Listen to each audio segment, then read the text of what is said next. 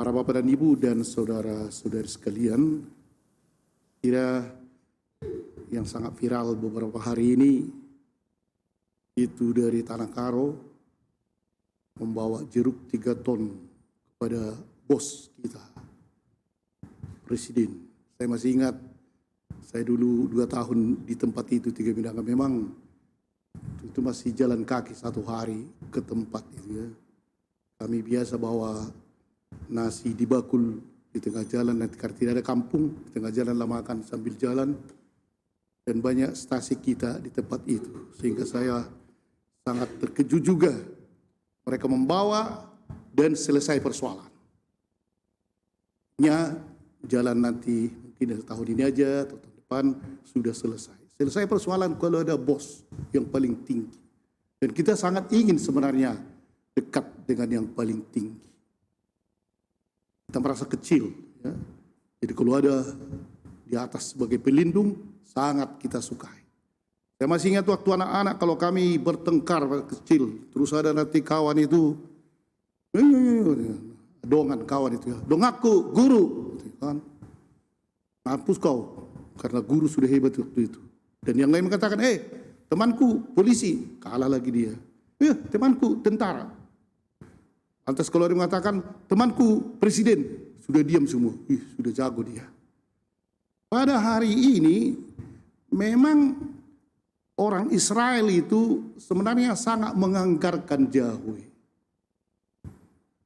Mereka mencintai Yahweh ini. Tetapi di dalam rangka mencintai inilah, kadang mereka itu lupa. Mereka merasa lebih besar. Mereka merasa kamilah yang hebat.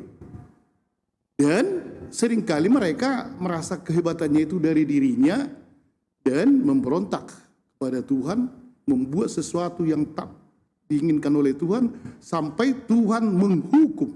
Dibuang ke sana, dibuang ke sini, diperbudak. Dihukum memang bukan untuk dihukum begitu saja, dihukum karena Allah mencintai mereka. Sampai ini sudah terhina sebenarnya. Yakob itu cacing, itulah Israel juga namanya ya. Ulat, tidak ada apa-apanya. Itulah bapak mereka ya. Bapak bangsa Israel itu Yakob. Ulat disebut. Bagaimana itu ya? Menghina sebenarnya kan cacing. Opungmu itu cacing, oto gitu kan. Untuk memperingatkan orang Israel. Tetapi walaupun memberontak, tapi karena kasihnya Tuhan itu tetap memberikan dan selalu memberikan kesempatan agar bangsa itu kembali. Dikatakan tadi nanti akan ada air dari di gurun, akan ada tumbuh-tumbuhan dan seterusnya. Pada hari ini para bapak dan ibu, Yesus akhirnya mengungkapkan 2 tokoh ini, Yohanes dan tokoh yang dipersiapkan Yohanes sebenarnya masih famili ya, yaitu Yesus di dalam arti badania.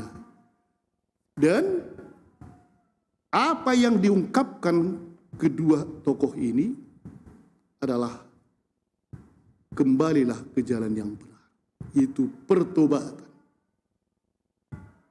Yohanes mendengungkan dan akhirnya menuntut pertobatan itu dan bersuara dengan lancang, dengan kuat tentang pertobatan itu di padang gurun. Suara-suara akan itu dikatakan ya, di padang gurun, bertobat, bertobat, datanglah untuk dibaptis. Hai anak-anak cacing, anak ulat, datanglah untuk bertobat. Itulah yang dikumandangkan oleh Yohanes. Dan Yesus akhirnya menyempurnakannya itu. Untuk sampai kepada Tuhan memang harus ada pertobatan. Tadi dikatakan juga bagaimana kerajaan surga dirongrong dan orang-orang merongrongnya mencoba menguasainya. Semua kitab para nabi dan kitab Taurat itu hingga tampilnya Yohanes dikatakan. Tapi apa yang dikatakan di sini, jika kalian mau menerimanya, Yohanes itulah Elia yang akan datang. Barang siapa bertelinga hendaklah ia mendengar Artinya di sini orang Israel sudah melihat itu, dirongrong semua apa yang diajarkan oleh Tuhan. Namun orang Israel harus berani merebut ini ya, rebut damai itu, rebut damai atau rahmat itu atau air yang mengalir itu dari Tuhan, merebutnya dengan tekad dan keberanian dan pertobatan. Inilah sebenarnya yang dihancurkan pada kita juga pada masa Advent ini, para bapak dan ibu. Seruan ini diungkapkan. Kita semuanya, tak ada artinya cacing dan ulat. Semua kita ini cacing dan ulat.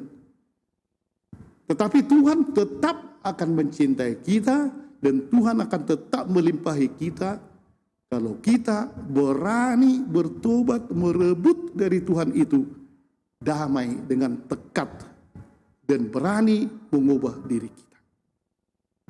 Amin.